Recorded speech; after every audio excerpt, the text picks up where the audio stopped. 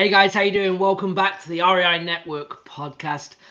Today it is just me talking about the 7 steps to doing your first wholesale deal. Now, obviously, some of you may have already been doing deals, but you can't beat going back and being brilliant at the basics. We've talked about that on other episodes. Also, if you're trying to go virtual as well, it's always good to hear to make sure them fundamentals, that foundation is built properly to actually get results. So I'm just going to start talking and diving in. I'm going to try and keep this at high level to the point. So pause me right now, grab a pen and paper, take some notes because I'm going to go through the 7 steps that I believe that you need to do and the decisions that you need to make and where you need to focus on actually doing your first deal. Now, there is going to be some options along the way, okay? And if I give you 2 or 3 recommendations, I want you to pick one, okay, and focus on that. Remember, there's a great book called The One Thing. You can only focus on one thing at a time. It's all about prioritizing your tasks and going through one thing at a time, them stepping stones to keep building and building to actually get your first deal done. What we don't want to do here as you listen to this episode is start worrying about the back end of the deal. Let's focus on the beginning of the deal, right? And then we'll go through this. So again, start taking notes and we're going to start talking about it here right now. So number 1 is picking your market. Now you have to select what market you're going to go into. Now this could be, yes, start in your backyard if you can, depending on where you are. Right now we are talking on this episode, I'm going to do another one on creative finance, but on this one it's about doing your first wholesale deal.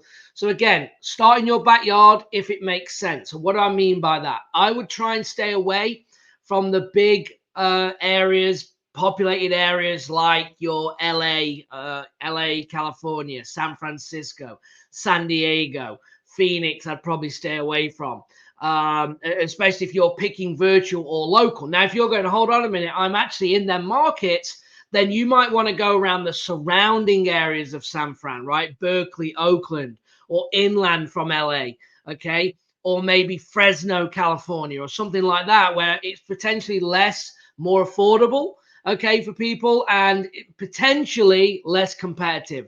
The other thing is with a competitive market, I'm completely fine with it. I've done a deal I flipped a house in Maui, okay, Hawaii, but it did take us 6 months to actually get a contract there when we were doing that, and I actually have a case study on that, so reach out if you're interested in checking that out. It's completely free. Anyway, so you just need to understand normally that the hotter the market, if I dare use that word, because every market is hot right now in real estate, but I guess the bigger the population is, the more people. So if you look at a population map, right, if it's over 500,000 people, okay, you're going to be looking at more people investing, so more competition, okay, but there's more properties, okay, more people, more motivated sellers, more people marketing, all of these things that you have to take into consideration, and you just have to get amongst it. So when there's more people actually operating there, your marketing dollars will not go as far. So if we cold call or text or do direct mail or PPC or Facebook in their markets, there's also thousands of other people doing the same. So your leads will not produce as much as smaller markets, okay, or the outskirts of the market. So again, selecting the market, you can't overthink this. All right. I want you to either, again, start in your backyard and let's go. And if you are in a hard market, you've just got to be giving yourself 6 months, working every single day, be persistent, okay, be consistent, stay disciplined to actually get in, that result. And when it comes, it's probably going to be for a bigger fee. So do you want to be a person that wants fast results or faster results with small wins and build on that? Or do you have the mindset that you can go 3, maybe 4 months, but get the big check? And again, it's just setting that mindset up depending on what your personality is. So once you've identified this, again, population, if you go into the 1 to 200,000 populated areas, okay, for a start, then you might have to build onto the other surrounding counties around you. Or if you're in a populated area like a Dallas, again, hitting them surrounding counties where there's still people buying, and you can obviously get some leads coming in at a cheaper rate. So that's what I would recommend that you do. Now, the next thing, once we've analyzed them and we've gone, okay, this is my market, the next thing that I would do is look for some cash buyers. Now, in the bracket of cash buyers, you're going to be looking at actual cash buyers. You're going to be looking at property managers. What do? They manage properties for investors, which means they might want to buy or sell more real estate. So good connection. Realtors. Who's going to be called? Who's the first person someone's going to call? Is a realtor. So networking with realtors that actually have cash buyers is huge as well. Plus, again, pulling your own list. You can also look on rentals on Zillow. That's how you're going to find the property managers. You'll be able to pull a list of cash buyers. Again, in batch or in PropStream is what I use. If you go to batchleads.io/Gavin, you're going to be able to get 5,000 free records. If you want to do that, you can pull your cash buyers and your seller list from there, skip trace it within batch. Again, that is batchleads.io/Gavin. Also, if you want to check out PropStream, excuse me, I have a 7-day free trial. If you go to propstreamgavin.com, another great place to pull cash buyers. And we can separate these guys from individually owned or LLC, corporate owned, okay, depending on what we're looking for. You can also find hedge fund buyers and a lot of cool stuff there. Now, once you've got these lists, you then need to start making these phone calls. And these are your clients. This is what you need to build relationships with, okay, and network with. Again, my company, REI Network. Why? Because I believe that's what this is all about. So making sure that you're contacting them, building relationships. They are your customers, all right? And the better relationship you have, the easier, I promise, this business is going to be. Not only from the deals you find, but guess what? You can start bringing other wholesalers, bringing deals to you, and you start moving them. Now, I'm not talking about daisy chaining. Let the wholesaler be aware, like, hey, I will JV with you because I have a great buyers list of buyers ready to buy. So I think you should always be building your buyers list using them platforms that we just talked about. Okay, step 3 is marketing. Now, we have some buyers. We have 10, 15 buyers.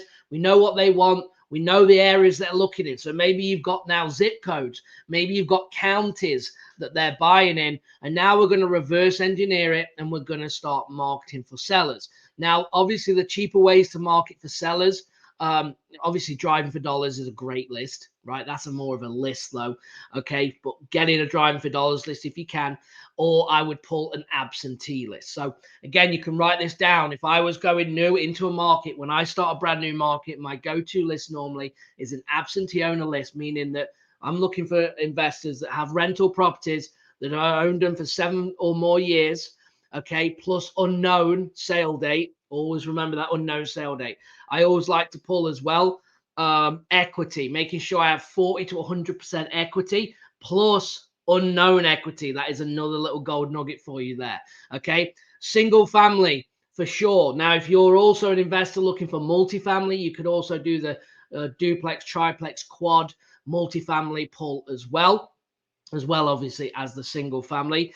You can put a cap rate on there for the current home value, depending on, again, your market. If you're in California, it's not going to be 0 to 300,000, but actually look at when you've networked with them buyers, you should have an understanding of the zip codes in the areas. A lot of them will invest under 200,000, maybe under 3, under 4, and so on. You can put a cap rate on there. And then I normally do absentee owner, in-state and out-of-state. Now, that's a good enough list. Again, if you've already gone to get batchleads.io/Gavin, you're going to get 5,000 records. You can actually pull that list from there, or propstreamgavin.com, 7-day free trial. You can actually pull a seller's list there as well. Now, once you have that list, if you're going to pull that list, you will then have it skip traced, and then you can cold call it and text it to start generating leads. And there is other forms of marketing that you could do: PPC, Facebook, direct mail. They are going to be more costly. So depending on where you're at and how much you want to work, it's pretty simple. I'm obviously big about systems. I use a lot of VAs to do my calling and generating leads for me, which is one way. So again, either you're going to do the calling yourself, you're going to get someone else to do it, all right, or you're not going to do that form of marketing, all right? So they have to get it done by you or somebody else. That's where you may want to go to a direct mail. If you want leads coming to you, then you can actually mail these people and get their phone ringing. That just depends on your budget. But there's one thing in step 3 that we need in marketing is we need leads. Remember, if you don't have leads, you don't have a business. All right. So we have to generate leads. And that is the next thing on our list. Then step 4 is we got to talk to sellers. There's 4 things that you're trying to find out, okay, when talking to sellers. Number 1 is the motivation, kind of the problem. What's going on? What's the situation? Okay. Number 2 is you want to find out the timeline. How quickly are they looking to do something?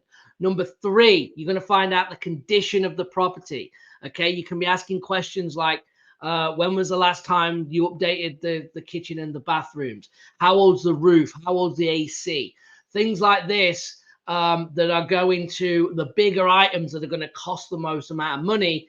That's what's going to give you a good indication. Is this property outdated? Has it been vacant for years? Right? Is someone living there currently? What are they paying? Are they paying market rent? Are they paying under market rent? All these things that you're finding out. And then number 4, obviously, is the price. Now, as a wholesaler, okay, and this is what this episode is. I'm not going to bring creative finance into it in this episode, but we need it at a discounted price. We need it at 50, 60, maybe 70 cents on the dollar to be able to sell this and turn around to our cash buyers. So that is then, once we've gathered the 4 pillars, okay, that we just talked about, we then are going to go away and make an offer. So step 5 is making an offer. So you're going to be looking at what the easiest way that I would tell you to do this.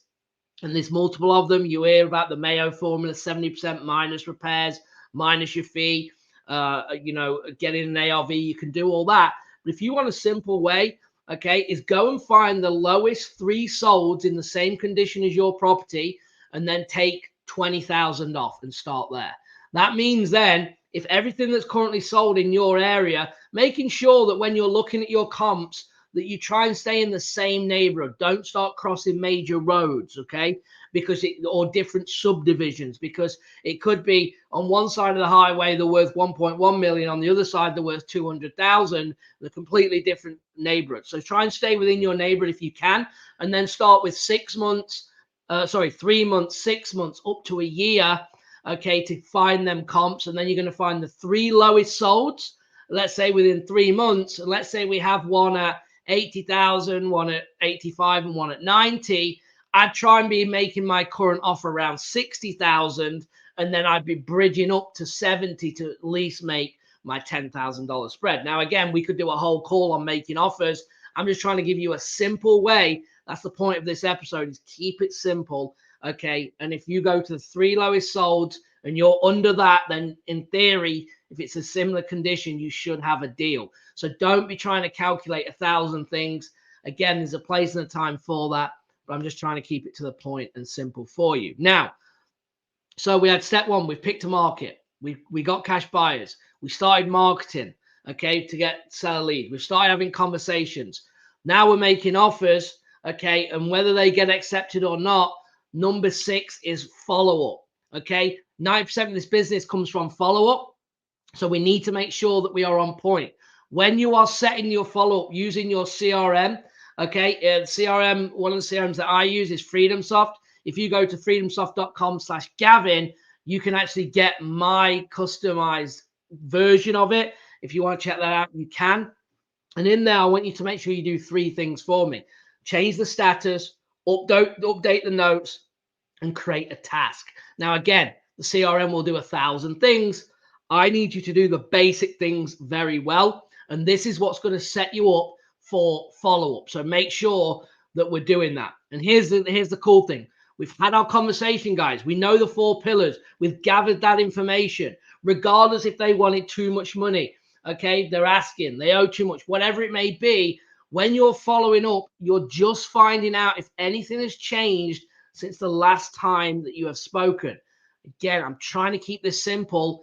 That's what I want you to do. If you've taken good notes, and let's say Jeff was kind of abrupt and he's like, oh, my house is great and I'm going to sell it for this and that, and it's going to sell quick, whatever the situation is. And then in 30 days time, you follow up and he hasn't sold it.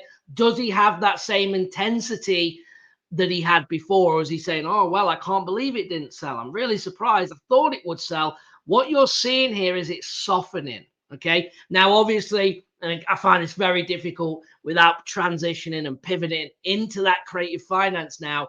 But I am trying to keep this to wholesaling. But that there would be a little way there that you could transfer into a terms deal to maybe get that locked up. But we're going to talk about that on another episode. So step 6 is follow up.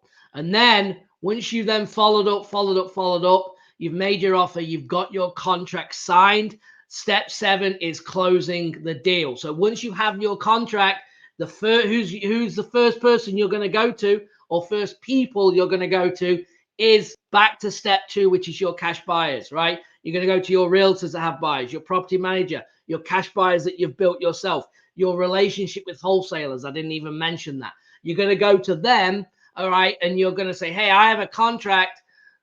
And then you're going to now put your fee on top. Now, as wholesalers, you should always remember you never own the property. You're controlling the property right now. And you should always have the intent to close on the property, which is private money. Anyone can get hard money or private money to close on a deal. So I'm not saying you need that, but you have that. You can contact me. I can put you in touch with people if you need for funding. But you should have the intent. And then you have the ability to either assign your contract for a fee to one of them buyers, double close on that property, or you can bring in transactional funding as well. Okay, so if I'm going to double close, I might have me for 60,000. I'm going to sell to the buyer for 70. You can assign it for $10,000. For some reason, if you need to do to double close on that, you can actually do a back-to-back double closing where C, the buyer brings in the funds at 70,000. You use them to close your portion at 60. You will have to pay closing costs to the seller on that side of it, and then that may net you, I don't know, 9,200, and then the buyer will buy it, and it's called a back-to-back close. So you're still not bringing money out of pocket, or maybe you have to bring in transactional funding. A lot of times you may take the deal down if it's a real good deal, and you might stick it on the MLS and wholesale it, and make $30,000-$40,000 on that deal. Okay, so that is closing the deal. So you're literally looping from the closing, going back to your cash buyers.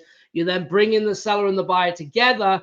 All right, and basically, and we have to watch that terminology if you're not licensed, and you're actually going to be then selling them that property for a fee. So that is kind of the 7 steps. All right. So picking a market, finding a cash buyer, marketing to get leads, talking to sellers, the 4 pillars. You're going to then make the offer. You're going to keep follow up until they say yes. You're then going to go into closing. You're going to assign or double close the deal, and you're going to get paid, and your first wholesale deal is done. Then you're going to look at then, where do you need to reinvest? How do you then build systems? How do you put people, in place? And instead of wearing all the hats, you can actually start giving them tasks away and start off with the lower ended tasks, right? Maybe the cold calling or the texting. Start giving and hiring people, and then you're actually going to now start building a business to do more deals. All right, guys. Well, look, hopefully that helps. Hopefully you got something from this video. If you did, give me a like, subscribe, drop a comment if you have any questions on this. Also, if you're interested in working with me, reach out, email support at RI Network. Okay, hit me up on Facebook or Instagram, or you can, reach out and we'll have a chat and we'll go from there. I appreciate you, and I'll see you on the next one. Thanks. Bye-bye.